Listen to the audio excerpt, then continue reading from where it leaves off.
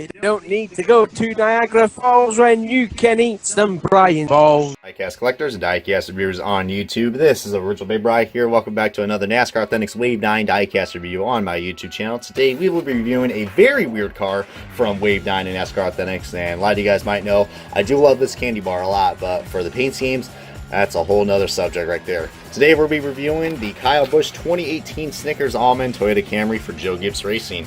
This is a very unique car. Well, quote unique because, man, we got a lot to talk about, especially with this paint scheme, man. We got to find out what in the world's going on with this paint scheme. But for some odd reason, it might be one of my guilty pleasures when it comes to for the Snickers cars because I kind of like it. I don't know why, but there are still some problems with the car. But as you guys take a look on the back right there, I would just pay attention to that Toyota Camry nose right there for Kyle Busch, especially where it says Camry, because that might be one of the issues that we got with this car. And there's the, well, and there's the rest of Wave 9 if you guys are looking forward to see that. I'm sure Wave 9 is also at all your local retailers around the area. So without further ado, let's go ahead and start the unboxing and the diecast review of the Kyle Busch Snickers Almond car. Boy, oh boy, I don't know where to start off with this car. Well, we got the Snickers Almond, or the Almond car off its box. Oh boy, we're gonna have to talk about that soon on this diecast review. That freaking commercial. But without further ado, let's go ahead and look at the little accessory that comes with this, and it is those little pit road magnets. So pretty nice. I mean, I'm really loving the variety that we get from NASCAR Authentics when it comes to not only the diecast but also the little accessories or the trinkets that we got. So pretty cool. I mean, really does remind it. Really, these types of magnets right here really brings me back in the days with Winter Circle. So definitely appreciate Lionel for you know, still making those. So really awesome. I mean, they're very underrated, I will say. I mean, not too many people appreciate the little trinkets that come with this, but man, I mean, when you get a die cast and a trinket and it's only $5, I mean, heck, I say that's pretty worth it. But with this paint scheme, however, I don't know. Well, first of all, there's no Toyota Camry. You know how there's supposed to be a Camry words on the bottom grille? Yeah, that's missing for some odd reason. That's a first for Lionel. I think even also, I checked out Bushwhacker's review on this one, the 124, and apparently the 124 doesn't have it either. So somebody in the department of Lionel screwed that up. I'm sure that's going to tick off any Kyle Busch fans out there or any people who went to the Atlanta race. Quick shout out to my good friend Jacob Cummings if you're watching this review. He goes to the Atlanta race every year, and I'm sure he saw this car on the track since he went to the Atlanta Cup race. So, yeah. Yeah, I mean, I know Snickers has had a lot of, you know, I wouldn't say backlash, but a lot of people have not really liked their paint schemes. I mean, the CRISPR car that we had from 2016, I believe, and also may return in 2017, it wasn't bad. I like the blue, but I didn't got it because just the Snickers and the CRISPR logo were just so asymmetrical that just my OCD was just like, not today. It was just that bad.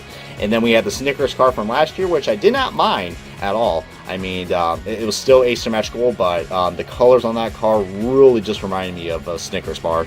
And this one kind of does play in the same way. I mean, I did actually try Snickers Almond for, you know, quite a handful of times. I think the last time I actually bought a Snickers Almond was I believe, at Five Below.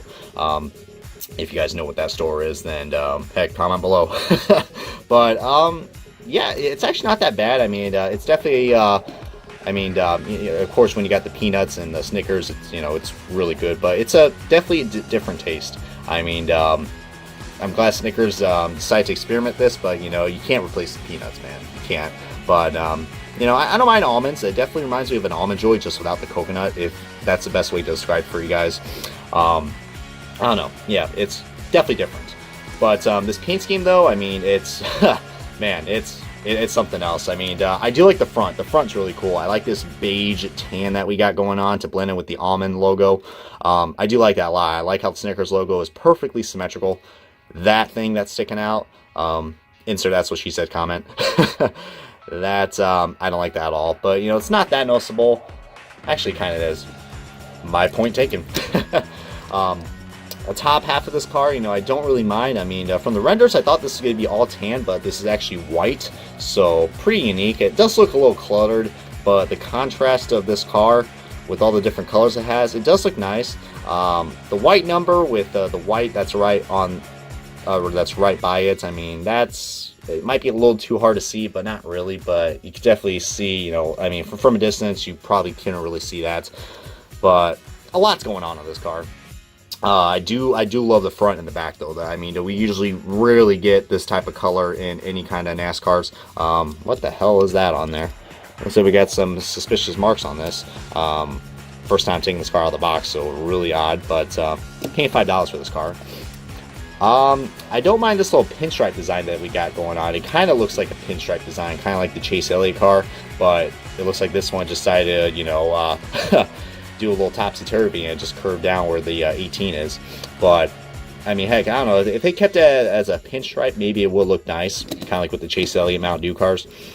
This side, I don't know, I feel like I kind of like this side a little bit more than this side for some reason. There's something about this side that I don't like.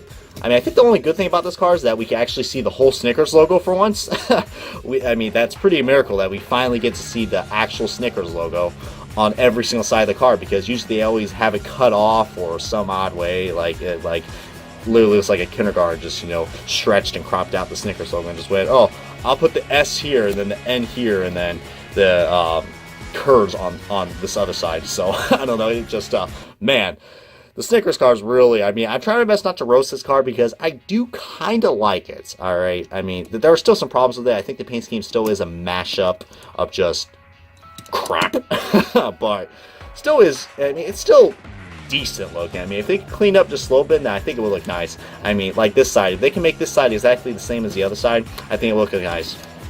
Oh, you know what I just realized?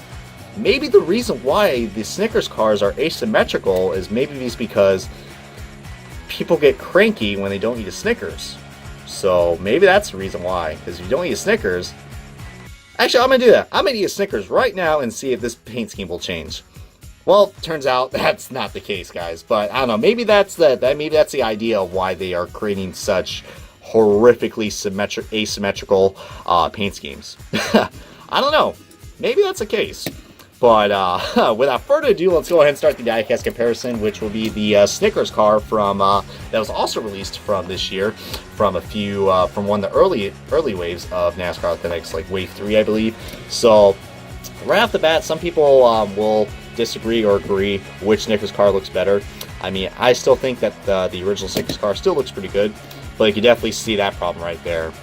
Lionel, I know I criticize you guys a lot, but oh dear God, it's even a paint chip right there.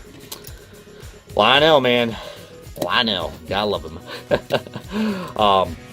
Can't blame Lionel for this paint scheme, though. I mean, both paint schemes are, yeah, they're okay. But I still prefer the 2017 Snickers car compared to this year's Snickers Almond car. Oh yeah, also forgot to comment below, guys. How do you guys pronounce almond? Do you guys pronounce it like how I say it, almond, the normal way, or do you guys are as ferocious as that guy in the commercial that said, "Hey, do you like almonds?" Now, what would you do in this situation when someone comes up to you and they say, "Hey, do you like almonds?" I would probably do the same thing like that guy did in the commercial. Just throw himself out of the car. Because I don't think I ever heard of anybody pronounce almonds as almonds. But, man, I'm having a little too fun with this diecast review. But, man, Snickers always has the funniest commercials out there, especially when it comes to the Super Bowl. God, that Betty White commercial. But, man, I mean, so sidetracked right now. Maybe I do need Snickers after this diecast review. As I'm just, I clearly need one right now because I'm like knocking the camera over like crazy. But this is going to wrap up the diecast review of Kyle Busch's 2018 Snickers Almond Toyota Camry for Joe Gibbs Racing. If you guys enjoyed this diecast review along with other NASCAR Authentics diecast reviews, then feel free to take a second and click that subscribe button so you guys can stay up to date on my latest NASCAR diecast reviews and many more. But until then, guys, this is Original Big Bride. Thank you guys so much for watching. I will catch you guys in another NASCAR Authentics Wave 9 diecast review.